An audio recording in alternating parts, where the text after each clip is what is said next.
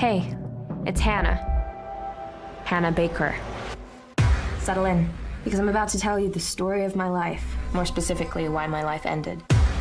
And if you're listening to this tape, you're one of the reasons why. Is Hannah telling the truth? Don't believe everything you hear. Whatever Hannah thought she saw, she lied about it on those tapes because she's a crazy drama queen who just killed herself for attention.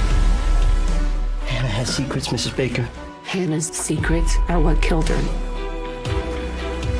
Maybe I'll never know why you did what you did, but I can make you understand how it felt. You don't know the whole story. What else do I need to know? You're just like the rest of them, but I'm not. Everyone is just so nice until they drive you to kill yourself. And sooner or later, the truth will come out. This is a wild game of survival. Hello and welcome to Deja View, the Ithacans Weekly Review Podcast. I'm Reviews Editor Jake Leary, and it is a very packed house this week. I'm going to let my guests introduce themselves. We're going to be talking about 13 Reasons Why, but here's who you're with.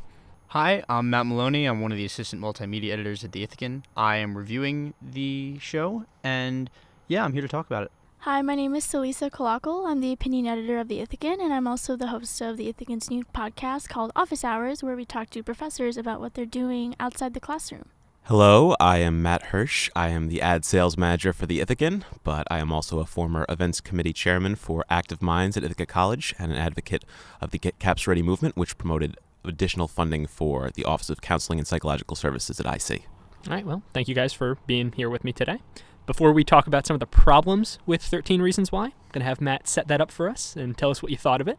Sure. So 13 Reasons Why, it's a TV show that's based on the book by Jay Asher. The story follows Clay Jensen, who is one of Hannah Baker's friends. Hannah Baker commits suicide and leaves 13 tapes that are her 13 reasons why she committed suicide, and each tape is about a different person.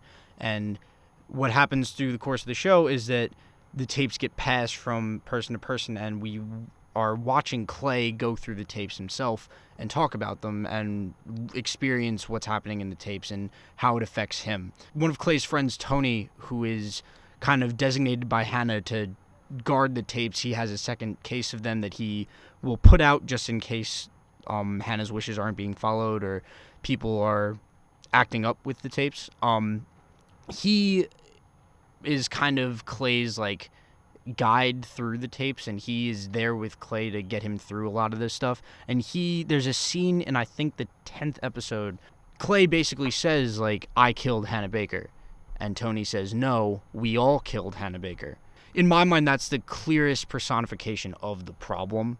The big problem that people have with the show, it makes it seem like other people are responsible for someone's suicide, which clearly they're not. Yes, the show has been coming under fire for a few things, one of which is what Matt just said, and the other of which is the idea of fantasticizing mental illness in some way and making it seem like something that is going to draw all these people to you and draw all this attention to you, and it comes across as like an adventure in a way that it really shouldn't, and it's really unsettling. And the producer of the show, Selena Gomez, has said that she wanted this to be like an opportunity to educate people about mental illness and show what that's like, but I think it might have gone in the wrong direction, and it's not playing out well.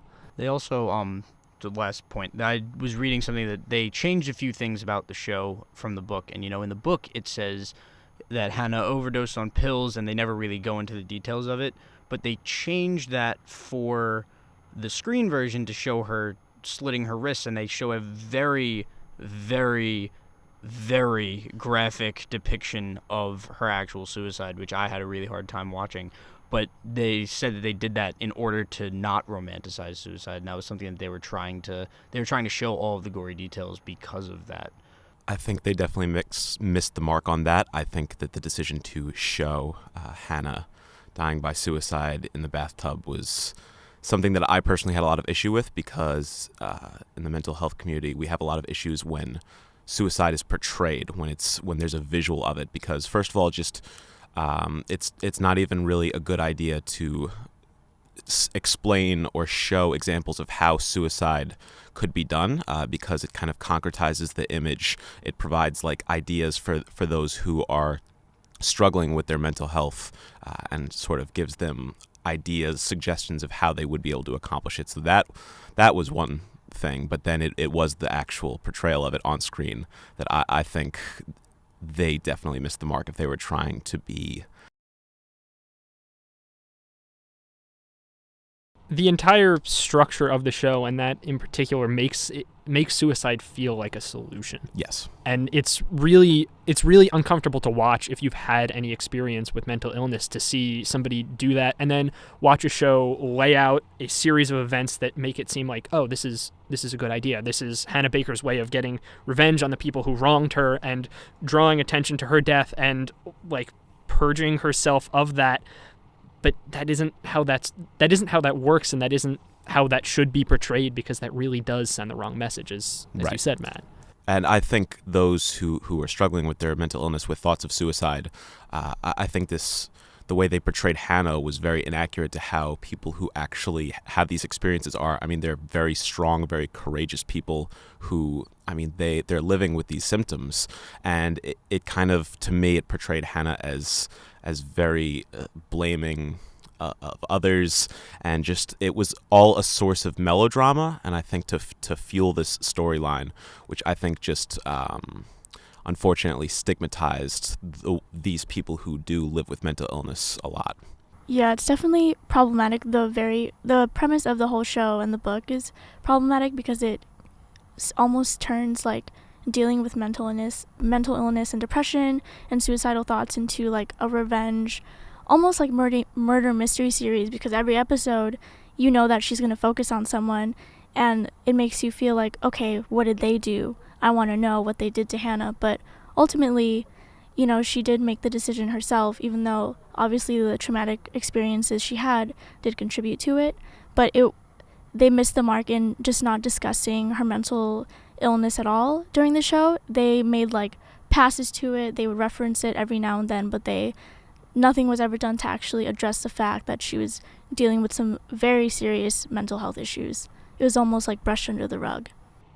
It comes off as like a weird bullying PSA in a lot of ways, but it is missing that crucial aspect. And then there is that issue of, oh, she's blaming all of these people for a decision she made herself. And the characters in the show, which in terms of plot, this is a bit ridiculous, but pretty much all of the characters who are portrayed in that show are like despicable human beings, like to an insane degree, and they do horrible, horrible things. And she is right to blame those characters, but the person who takes the biggest impact out of it is Clay, who's this very soft-spoken kind of bland person, but it destroys him, and it's this really upsetting to watch the effect that these tapes have on him too, that it's placing the blame where it shouldn't necessarily be, and it destroys another person for it. And it's frustrating to see in Clay's episode and the following ones, it implies that if Clay had done something, he could have saved Hannah, or things would have been different.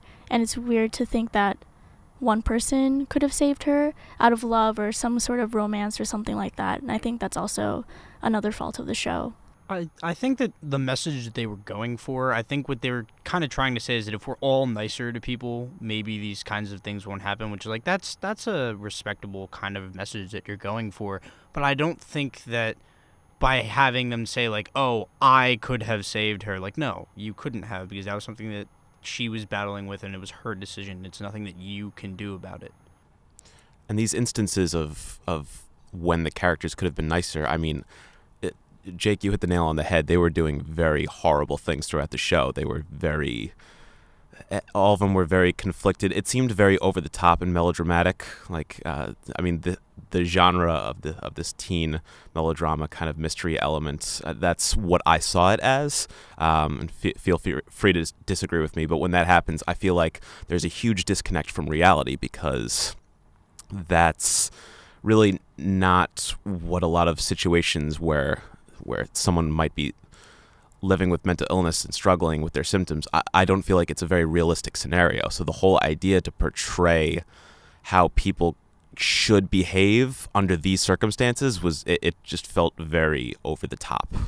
I will say the one thing that I think the show did do well is portraying how rape culture and sexual violence impacts women. I think they did a good job with showing how the progression of slut shaming and then ostracizing, a woman and then calling her a whore and a slut and then ultimately, raping her and robbing her of her agency. I think they do a good job of showing how that can cause severe trauma and PTSD, which is what Hannah was dealing with. So I think that is one thing that the show did do well, is portraying this culture of sexual harassment and rape and how that can ultimately like ruin a woman's life. And it's not just Hannah, it happens with Jessica too. I think a lot of the issues with this show, it's a double-edged sword. They do certain things really, really well and others really, really poorly, which is unfortunate, that we couldn't have a show that hit every nail on the head and gave us something that really could have been impactful in a positive way.